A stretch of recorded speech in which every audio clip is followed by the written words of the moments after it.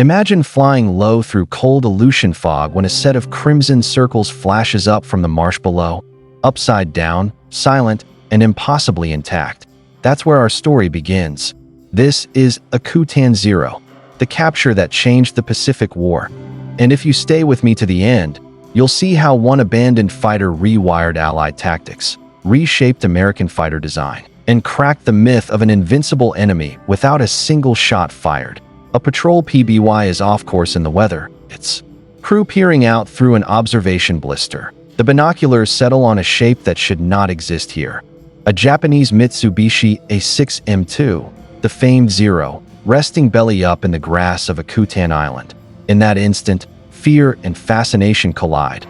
For months, pilots across the Pacific had whispered about the Zero's reach, its agility, its uncanny ability to outturn and outclimb. And yet here it is, stranded, unguarded, almost pristine. A question hangs in the air. Is this a trap or a once in a war opportunity? The crew marks the position, weather presses in, but the image won't leave them. The rising sun roundels, the slender wings, the clean lines of a machine purpose-built for long range and ruthless maneuverability. Word moves, quietly at first, then with urgency.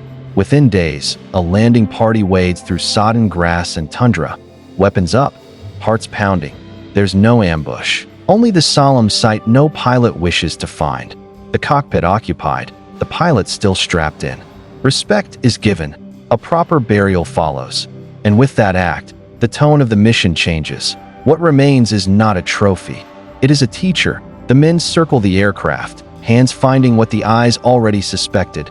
Everything is light. The skins feel thin, taut over bones of metal. They tap and hear a hollow ring. Less fortress, more rapier. Where they expect armor, they find none. Where they expect heavy, layered fuel tanks, they find simple aluminum containers. This fighter has traded protection for performance at nearly every turn. It is a revelation and a riddle. How can a machine this fragile dominate so completely? Recovery proves harder than discovery. The Aleutian weather is a force unto itself. Storms, fog, and miserable footing. Anchors drag, plans change. Crews improvise a sledge from whatever they can lash together and inch the overturned Zero toward the beach. Even waterlogged and battered, it takes fewer hands than anyone expects to move it. That paradox again. So little mass, so much consequence. Eventually the barge is ready. The prize leaves Akutan's gray horizon behind. Seattle first, then south, to a naval air station where guards are posted not merely for security, but to keep curious hands from peeling this legend apart, piece by piece. Mechanics arrive with all the biases of wartime, expecting crude copies, shoddy metals, loose tolerances. What they find is something else entirely. Meticulous weight discipline and clever structural thinking, wing and fuselage joints that favor permanence over field removal. Fabric where metal would do, but mass would grow. A cockpit frame pared to the minimum that still allows clean sight lines. Nothing here is accidental. Repairs begin. Bent tips are coaxed straight. Broken landing gear is fabricated anew. The propeller, dressed carefully, spins true.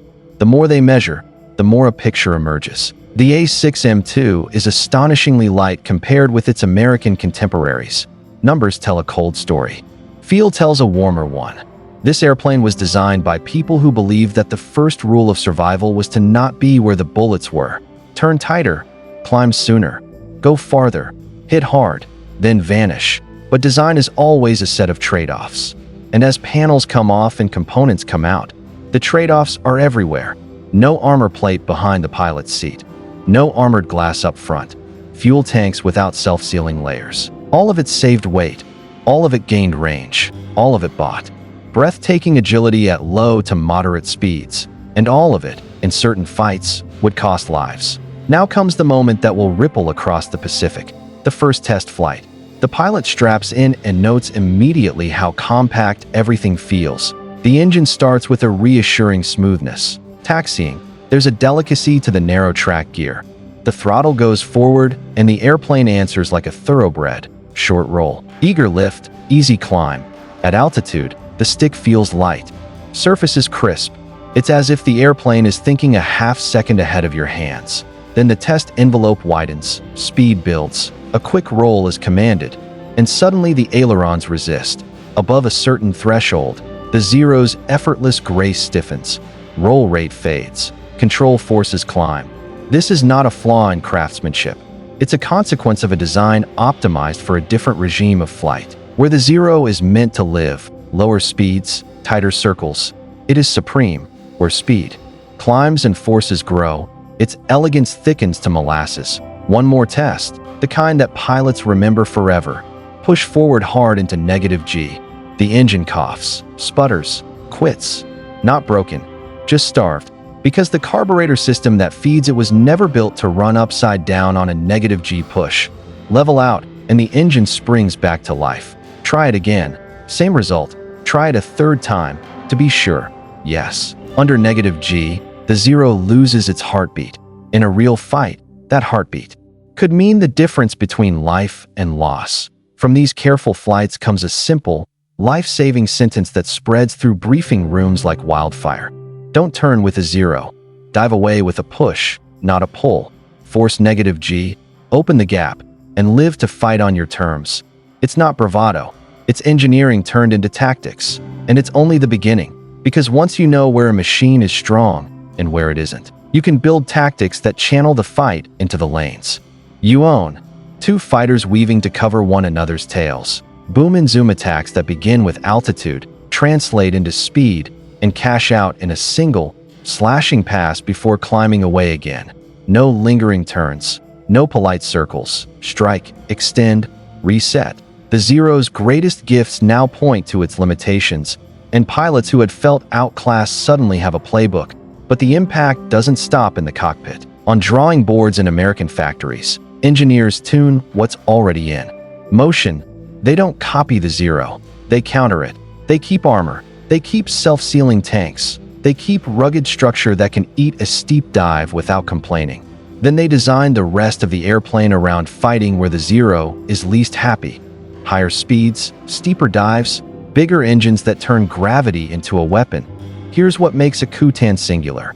This wasn't a wrecked curiosity. It was a fully flyable example of the enemy's frontline fighter captured at exactly the moment Allied pilots needed answers most. It provided not a rumor or a hunch, but hard data, flight test cards instead of folklore, film of mock combats instead of hearsay. And because the data was real, the lesson stuck. If you've ever wondered how a war turns on more than battles, how it pivots on understanding, this is the case study. A fog bank, a patrol off course, a recovery in miserable weather, an airplane that seemed untouchable, made touchable, and a chain of insight that runs from muddy grass all the way to the flight decks of carriers pushing west. Before we go deeper, fix this title in your mind. Akutan Zero, the capture that changed the Pacific War. In the next chapter, we'll travel back to the raid that sent this Zero toward Akutan in the first place. Meet the young pilot whose final flight made all of this possible, and trace exactly how a single bullet led to a crash landing that reshaped the air war. Keep watching, because the strongest turns in this story arrive exactly when you think you've seen it all. Let's rewind. Back before the marsh, before the fog break, before the binoculars. June 1942. The Japanese plan to seize Midway includes a northern feint into the Aleutians, meant to pull American attention away from the Central Pacific. Among the carriers in that northern force is Ryujo, and on her deck sits a 19-year-old naval aviator, Tadayoshi Koga. His aircraft is a Mitsubishi A6M2, Model 21, a Zero with long legs and sharp reflexes, part of a three-plane section tasked to strike Dutch Harbor. At launch, the mission feels routine in the way dangerous things sometimes do. Koga lifts off with his wingmen, Chief Petty Officer Makoto Endo and Petty Officer Tsuguo Shikata, and they push toward their target. The raid bites hard, strafing runs, fires, confusion on the ground. Then, in the chaos that always returns fire, a small caliber round finds a vulnerable line. Not a fuel tank, not a cylinder, an oil line. The engine keeps running for now, but the clock has started. Oil is life for a radial, and that life is bleeding out into the Aleutian air. Koga signals the problem. There's no sense in pressing the attack when failure is inevitable. He turns east for the emergency. Field the Japanese have pre-selected on Akutan Island. It looks perfect from above, flat, green, inviting. And just offshore, by plan, a submarine is assigned to stand by for rescues. This is the doctrine. Fight boldly, recover your pilots, fly again tomorrow. But doctrines aren't written on marsh water. Circling overhead, Shikata sees what the angle hides, glint between grasses. A telltale sheen that means the ground won't bear weight. He waggles and signals, urging a wheels-up belly landing. It's the right call for soft ground, but the moment is already past. Koga has dropped the gear, committed. The zero flares, the wheels touch and vanish. The nose pitches, momentum carries the airframe forward, and in one brutal motion the fighter flips. It comes to rest inverted, the fuselage surprisingly intact, the cockpit upside down. Endo and Shikata orbit, wrestling with orders and friendship. Every pilot in their service carries the same directive. If a zero goes down where the enemy can reach it, destroy it, burn it, deny the secrets. But Koga might still be alive. They cannot bring themselves to strafe their friend. Fuel is running low, weather is rolling in, and their carrier lies to the west. With the submarine meant to handle rescue, they turn away. Hours later, an American destroyer on patrol drives that submarine off its search. No rescue, no demolition. The zero remains where it fell, hidden by weather, screened by distance, unseen from the common routes. Days pass, then weeks. Now, return to that break in the fog. A PBY Catalina patrol plane, off its intended line, drifts across Akutan. In the blister, machinist's mate Albert Nax steadies his binoculars. Below, a flash of bright insignia, red circles, on wings that shouldn't be here. Lieutenant William Bill Thies brings the patrol plane around, again and again, to fix the position. They don't land that day. They don't have to. The coordinates are enough to bring a party back. When boots finally squelch into the marsh, weapons are shouldered, not from fear of an ambush, but out of habit in a theater where habit keeps you alive. The men approach the overturned fighter. Even damaged and inverted, it looks lean, almost predatory. They peer into the cockpit. The pilot is still strapped in. Whatever the nation's at war, there is a code older than machinery. They lower him gently, and they bury him with respect. A marker, a prayer, a moment of quiet on a wet Alaskan island. Only then do they allow themselves to touch the machine, and what they feel is surprising. The skins flex with a thinness that seems impossible for combat. The cockpit framing is sparse. There is no armor plate behind the seat, no heavy glass up front. The fuel tanks are simple, unlayered aluminum. No swelling rubber to self-seal after a bullet. Everything that could weigh less does. Wherever an ounce could be spared, it was. Getting the zero out of that marsh becomes its own small campaign. The Aleutians are unforgiving. Fog that erases horizons, winds that bully ships, mud that eats boots. The first attempts fail. Teams return with more hands, more rope, more stubbornness. They fashion a sledge, slide the airframe inch by inch across sodden ground, and haul it toward the coast. Even waterlogged, it takes fewer men than anyone expects to move. Another reminder that this airplane's first principle is lightness. Loaded at last, the zero ships south, Seattle first, and then farther down the coast to a naval air station where guards are posted not just to deter sabotage, but to keep souvenir hunters from stripping this prize of panels, dials, and data. There is electricity in the air, a mix of curiosity and skepticism. Wartime caricature had painted Japanese machines as derivative or crude. The mechanics assigned to the task brace for misaligned rivets and soft metals. They don't find them. What they find is a design that treats weight as a debt to be paid back everywhere. A fighter in which range and maneuverability come before everything, even protection. Where American aircraft often use metal skins on control surfaces, here fabric is used to save ounces. Where Americans favor easily removable wing joints for maintenance, this design locks major structures together for rigidity and mass savings. It is not a copy, it is its own thesis. Repairs proceed methodically. Bent tips are trued. A broken canopy is replaced. The landing gear, sheared off in the flip, must be fabricated anew, but the propeller can be dressed and reused. The engine, once fed fresh oil and inspected for damage, proves willing to run. Detail by detail, the fighter becomes whole again. All the while, note after note goes into logbooks. Weights, measures, control throws, rigging angles. The numbers will matter because numbers can be taught. A pilot can memorize. A speed where a wing shakes or a control stiffens. A squadron can study a chart that shows where one fighter's performance drops and another's rises. But the first lesson arrives even before the test flights begin. This airplane is built around a gamble. If you are never hit, you don't need armor. If the fight stays at lower speeds and tighter circles, you don't need heavy ailerons that work at 300 miles per hour. If you can fly farther than the enemy, you can choose when to be present and when to vanish. What happens next will convert those notes into life-saving tactics. A seasoned naval test pilot straps in, taxis with care on the narrow gear, and pours on power. The Zero leaps forward, then up, in level flight. The stick feels almost telepathic. Small movements, immediate response. But as speed grows, the cost of lightness shows. Roll rate fades. Ailerons stiffen. Hard-over maneuvers that feel effortless at 180 knots take muscle above 200.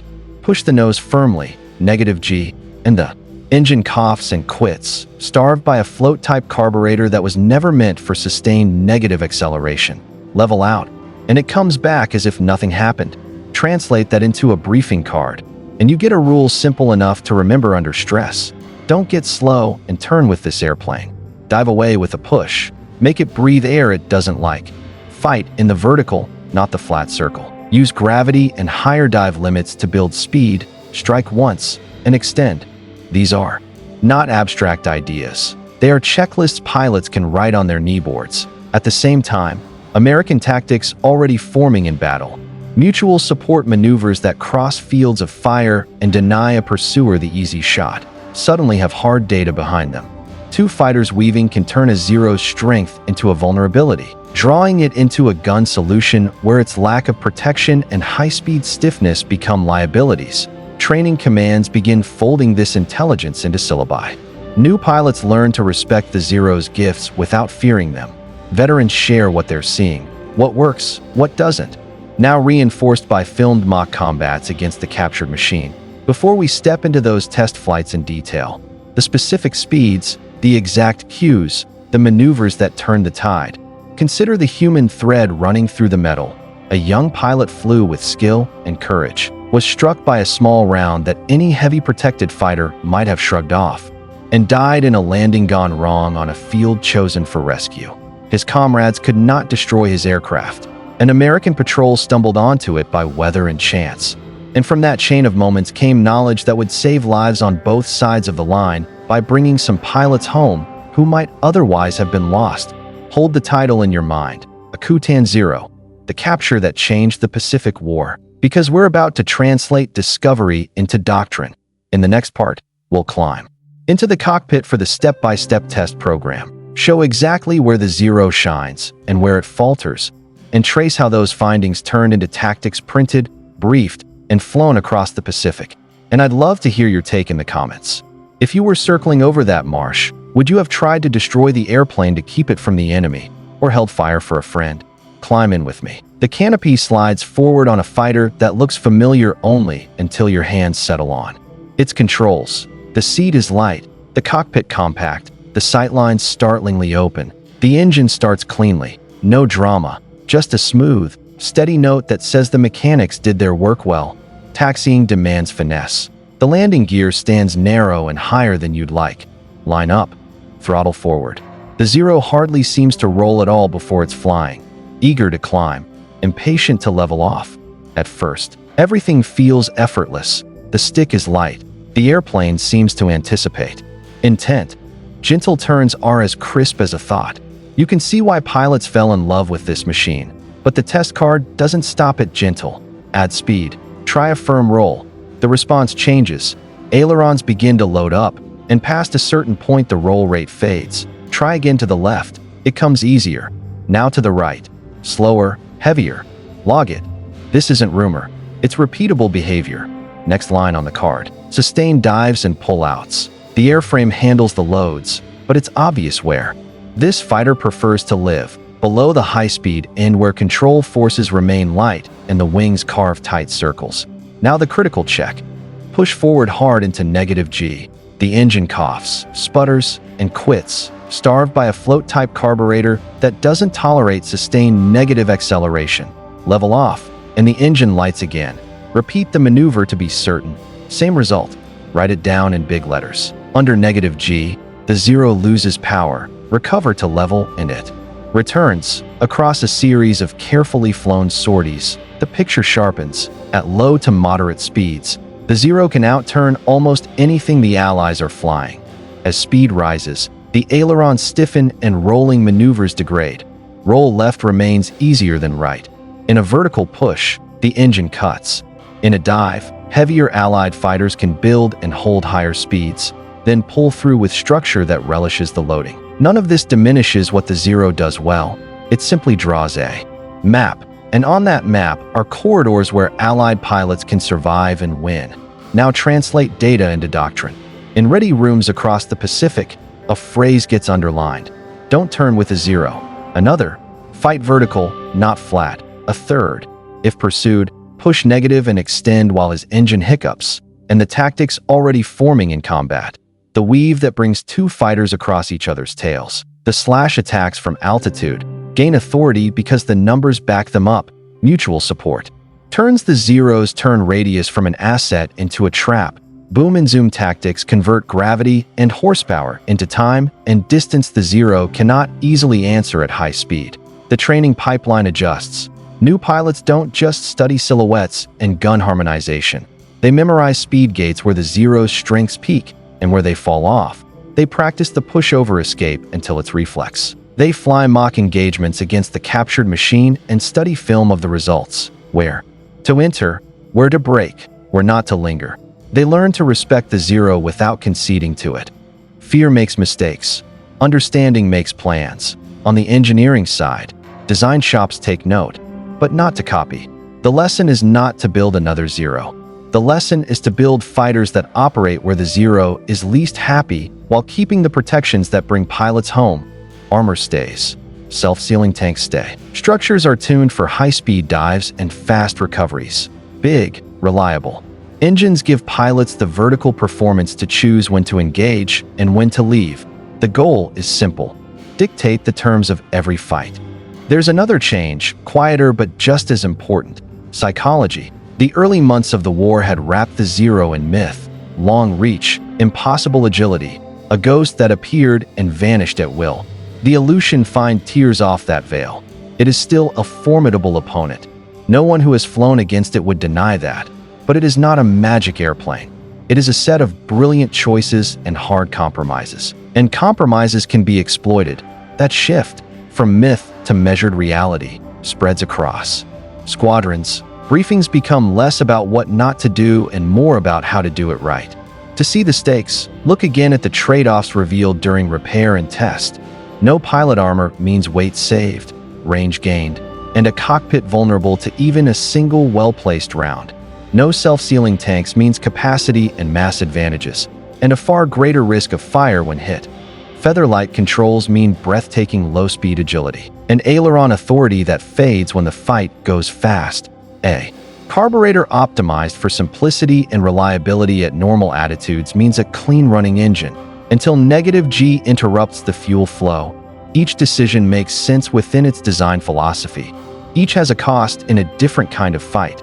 So squadrons reframe their engagements. Against a zero, you do not politely accept a co-altitude turning battle, because that is where it is glorious. Instead, you arrive above, convert height into speed, make a single decisive pass, and climb back to reset. If you've misjudged and a zero slides in behind you, you don't yank back to turn. You push, force his engine to stumble, and extend. If he tries to quarter roll left, you anticipate the quicker response. If you can, force him right where roll is sluggish. You remove uncertainty from the equation. You replace it with procedure. The results are not instantaneous, because nothing in war ever is. Pilots still have to fly the plan under stress. Weather and numbers still matter, but the losses of the first months, so often born of fighting the wrong fight, begin to ease. Crews return from sorties with the same story told in quieter voices. I didn't turn with him. I dove. I got out.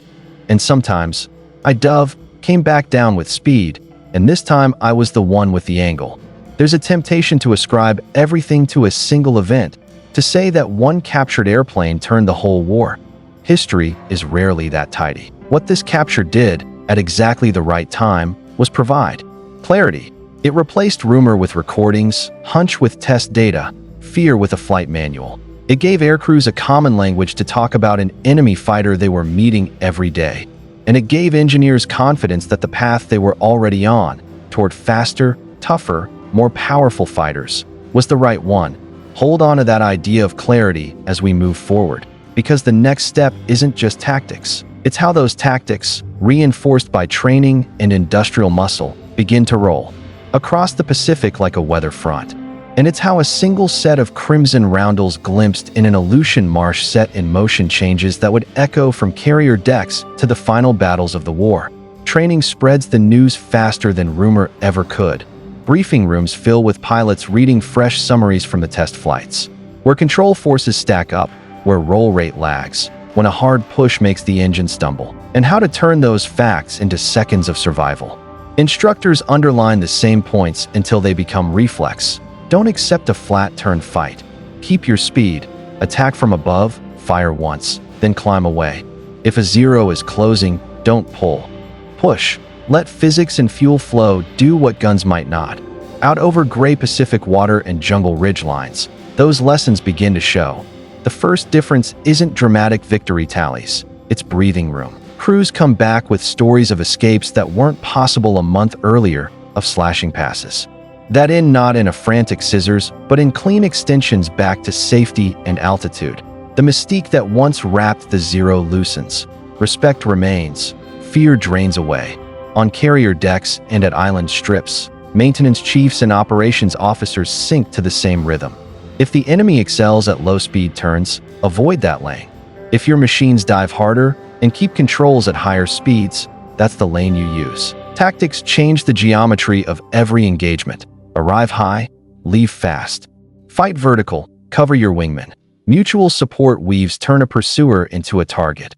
Boom and zoom turns gravity into an ally the zero can't comfortably match at the top end. Engineers, meanwhile, don't build an imitation. They double down on a counter. Protection isn't a luxury. It's the core of a survivable force. Armor plate stays behind the pilot. Self-sealing tanks stay around the fuel. The structures are certified to hold heavy dives and firm pullouts without complaint. Big, robust.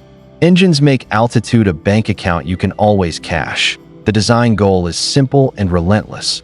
Put the fight where your aircraft is strongest and the zero is weakest, then keep it there. The result is a quiet revolution in confidence. Briefings change tone. Instead of lists of don'ts born of uncertainty, there are crisp playbooks backed by test cards and film. Here is where he turns tighter. Here is where you never linger. Here is the speed he dislikes. Here is the push that buys you. Distance. When a myth becomes a machine with numbers, pilots make better decisions under stress. And there's a deeper current running under the tactics, a design philosophy revealed by panels, fittings, and the feel of the controls. The captured airframe shows a thesis carried through to the last rivet.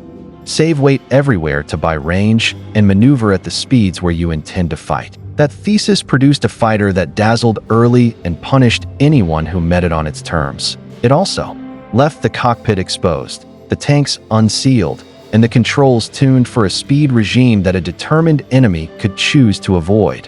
As the war grinds on, this contrast widens. Training pipelines absorb the new doctrine.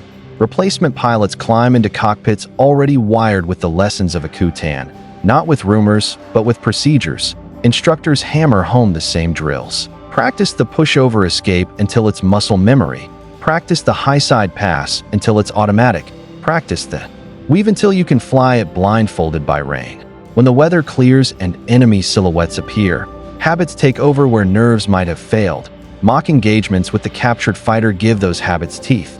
Crews watch the film, where roll stiffens, how a left roll comes quicker than a right, how a fast dive opens a gap the zero cannot close without entering the very speed range it dislikes. They mark up frames, pause over snapshots and fixed the cues in their minds: wing attitudes, closure rates, when to fire and when to stop, when to climb and when to push. The goal isn't theatrics, it's repeatability.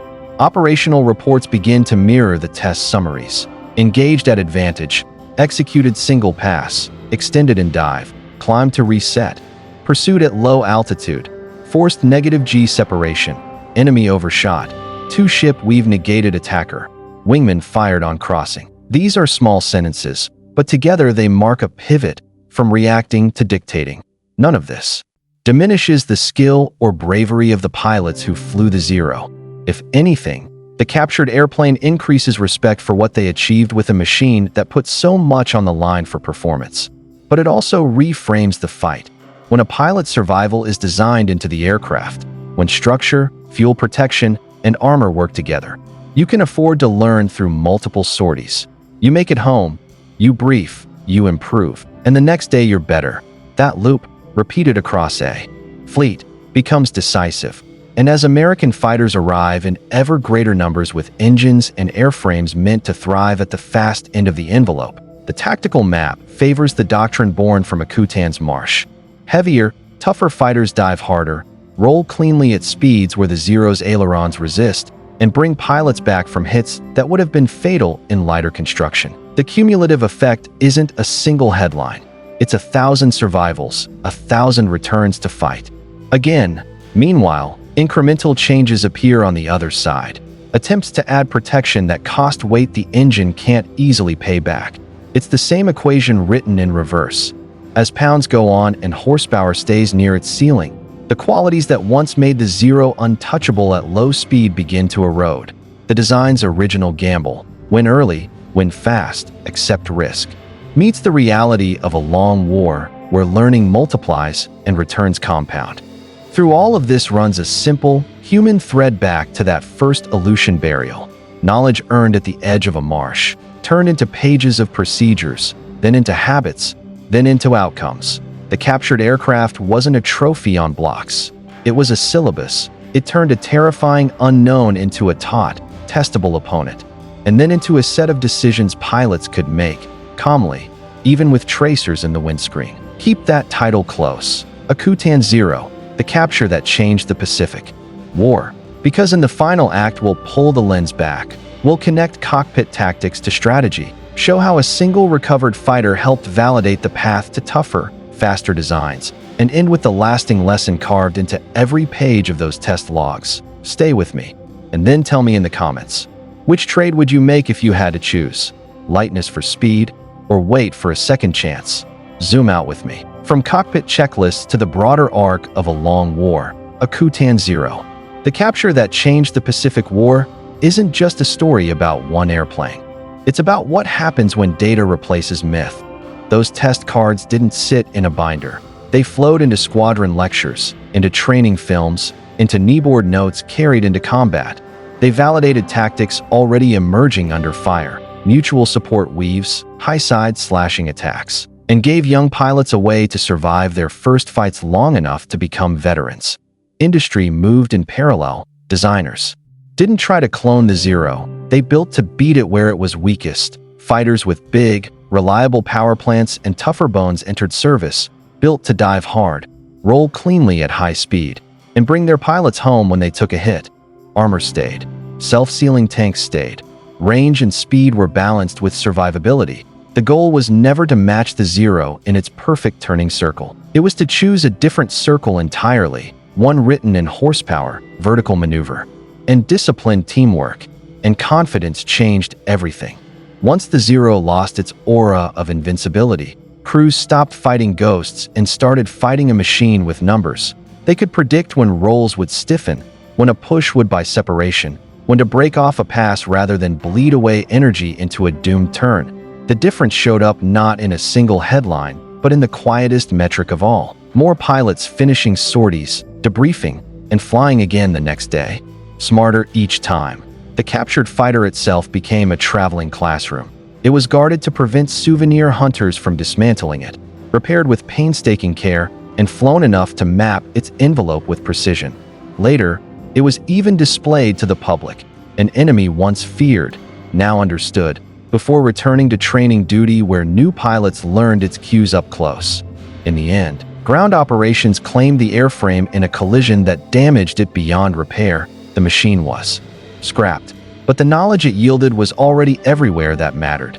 Pull that thread back to design philosophy, and you see the deeper lesson.